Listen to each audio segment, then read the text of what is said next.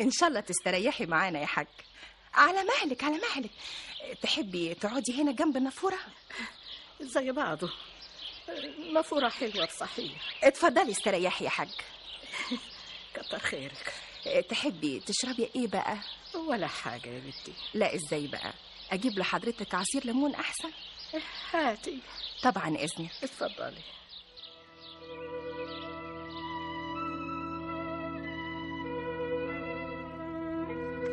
وادي يا فندم اخر مجموعة من الروشتات. صباح الخير يا فندم. صباح الخير. تعال يا أستاذ محمود. الأستاذ محمود شاكر، أخصائي الاجتماعي. أهلا يا فندم. أهلا بيك يا فندم. حسن بيه، مدير الشركة العالمية المعروفة. تشرفنا يا فندم. شكرا. أنا أنهيت إجراءات دخول والدتي عندكم، وأرجو أنكم تاخدوا بالكم منها. إحنا في خدمة كل النزلاء يا حسن بيه. بس الحقيقة والدتي محتاجة خدمة زيادة شوية، ومن حضرتك على وجه الخصوص. خير يا فندم. أنا طبعا جبتها هنا وهي فاهمة إن دي مستشفى للعلاج. ما قدرتش أقول لها على الحقيقة. ليه يا حسن بيه؟ هي أصلها عايزة تقعد في البلد، في الأرياف. طبعا زي ما حضرتك عارف حبقى قلقان عليها هناك قوي قوي. لا، ده احنا لازم نفهمها هي فين بالظبط، ده ضروري جدا. أنا مش هقدر للأسف أواجهها. أنا دفعت كل المصاريف المطلوبة لمدة 3 شهور قدام، وافتكر كل الإجراءات كده انتهت. خلاص يا حسن بيه، احنا هنقوم بالواجب. بس ضروري ساعتك تفهمها حقيقة وجودها هنا. اعذرني لو سمحت يا أستاذ محمود. أنا الحقيقة يعني المسألة فيها شوية حساسية. خلاص يا أستاذ محمود، خليها عليك أنت المرة دي. احنا ياما بنواجه حالات أصعب من كده بكتير. تحت أمرك يا حسن بيه. طيب أنا مضطر أستأذن وما وصيكوش تاني. اطمئن جدا يا حسن بيه. مع السلامة.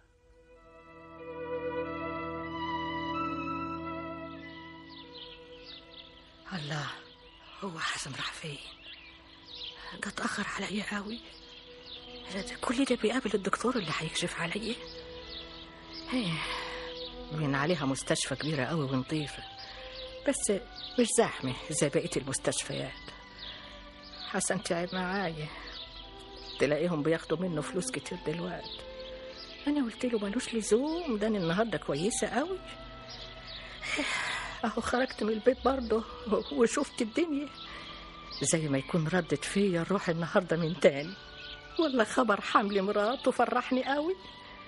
حسن ابن حلال برضه، وأنا حامل فيه كنت ببقى مبسوطة قوي لما يتحرك في بطني، وبعد ما ولدته كنت ببقى طايرة من الفرح لما يجري كده ولا كده، والدنيا ما بقتش سيعاني أول ما وقف على رجليه. كنت بخبز في صحن الدار وهو كان قاعد جنبي بيلعب في العجين، ولما سحبت أول سطر عيش من الفرن بصيت جنبي ما لقيتوش. اتلفت ورا مني لقيته بينقل برجليه ورايح يمد باب الدار. كان هيقع قلبي، نط من الفرحة والخوف عليه. قمت نزحت على الباب في خطوة واحدة وندهت عليه: حسن، على مهلك يا حسن، استنى يا حبيبي. على مهلك يا حاجة، على مهلك. حاسب يا حسن، أنا جايه لك يا حبيبي. حسن مين يا حاج؟ ابني هيقع، اوعى اما الحقه. حاسب يا ولد. ده مش ابنك يا حاجة، ده ابن الست اللي هناك دي. ايه؟ مش ابني؟ ما تزعليش نفسك. خدي اشربي الليمون ده، اتهيألك ان هو ابنك. اهو زي ابني برضه. هو حضرتك عندك ابن صغير كده؟ لا والله، ابن كبير. حسن هو اللي جابني هنا بعربيته. ده دخل يقابل الدكتور وغاب علي. ما تعرفيش يا اختي هو غاب عنده ليه؟ يبقى هو اللي دخل عند المدير وخرج. راح فين؟ لازم روح بقى يا حاج. روح ازاي؟ انت هتقعدي معانا هنا، هتنبسطي قوي والله. اقعد معاكم؟ ايوه يا حاج، البيه دفع كل المصاريف ووصانا عليكي ومشي. حسن مشي؟ سابني ومشي؟ سابني لوحدي ومشي؟ ما تقلقيش كده يا حاجة، احنا كلنا معاكي اهو. اشربي بقى الليمون. لا لا، سيبيني يا بنت، انا لازم امشي. الله، هتروحي فين؟ البلد، هروح البلد. بلد ايه بس يا حاجة؟ بلد اهلي وجدودي، هي اللي تلمني دلوقتي. اعملي معروف، سيبيني. اسيبك ازاي بس يا حاجة؟ يا استاذ محمود، سيبيني. الحقني يا استاذ محمود. يا بنتي سيبيني.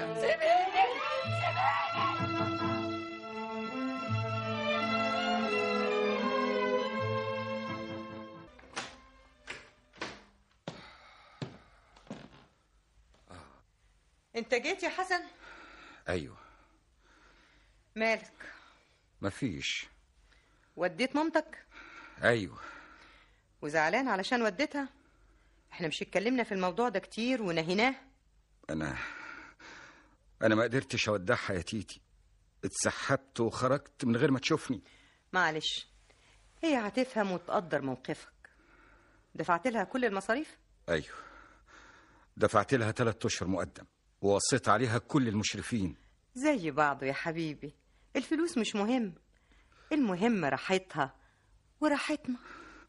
مش عارف يا تيتي، حاسس زي ما كنت رميتها في حتة مهجورة وسبتها وهربت. انت ايه يا حسن؟ انا ضميري بيعذبني. كان لازم اقول لها من الاول انا موديها فين. ما كانتش هتوافق يا حسن، امك عنادية، كانت عاوزاك ترميها في البلد علشان تموت هناك. تيتي، وقبل ما تموت كانت هتعمل لك فضيحة. ابني ما بيسألش عني، ابني رميني هنا وقاعد مع مراته في مصر، وابني ابني ابني. كانت هتفضحك يا حسن. ارجوك يا تيتي، ارجوكي. كده هتستريح، هتلاقي اللي هيرعاها وهيعالجها. ام شديدة يا تيتي، مش محتاجة لرعاية ولا علاج. النهاردة قالت لي كده. امال محتاجة لايه بقى؟ كانت محتاجة تقعد معايا، تشوفني قدامها على طول. خلاص، روح اقعد معاها زي ما انت عاوز. تيتي، مش كفاية انها هتكلفنا 150 جنيه كل شهر؟ عايز ايه تاني؟ تيتي. حسن، انا مش عايزاك تجيب السيرة دي تاني، عن اذنك. استني يا تيتي. انا نزلت على رغبتك ورحت وديتها زي ما اتفقنا وخلاص. ايه بقى اللي منرفزك بس؟ كلامك يا حسن. معلش يا حبيبتي، المشاعر دي ما اقدرش اتحكم فيها بسهولة. دي امي. انا كمان من دم ولحم يا اخي، كل شوية بتنغص عليا عيشتي انت وامك. يا حبيبتي، انا ما قصدتكيش باي كلام. كل الحكاية انها صعبت عليا. وانا مراتك ما بصعبش عليك. مش كفاية اني حامل وتعبانة؟ خلاص يا حبيبتي، خلاص، حقك عليا. رحت الشركة؟ لا، اديتهم تليفون وقلت لهم اني مش جاي النهارده. احسن. احنا هنخرج بالليل. هنروح فين؟ نسيت، احنا مش حاجزين تذاكر في المسرح. صحيح، كنت ناسي فعلا. طبعا. هتفكر فيا ولا هتفكر في امك؟ خلاص بقى يا تيتي، خلاص يا حبيبتي. الدكتور قال لك بلاش العصبية دي. ما هي عمايلك هي اللي هتخليني عصبية. حقك عليا يا ستي، انا اسف، مش هضايقك تاني، وادي راسك اهي. طيب يلا بقى اتصل ببابا علشان نفوت ناخده بالليل واحنا رايحين المسرح. حاضر يا حبيبتي، حاضر، هتصل، حاضر.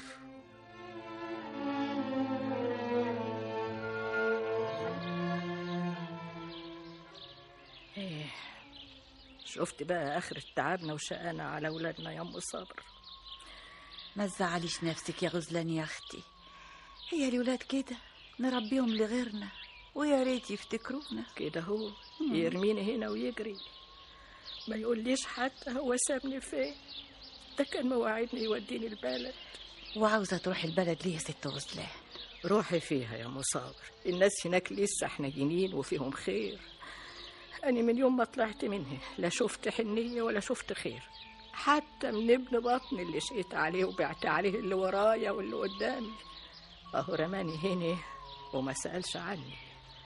تصدقي بالله لا إله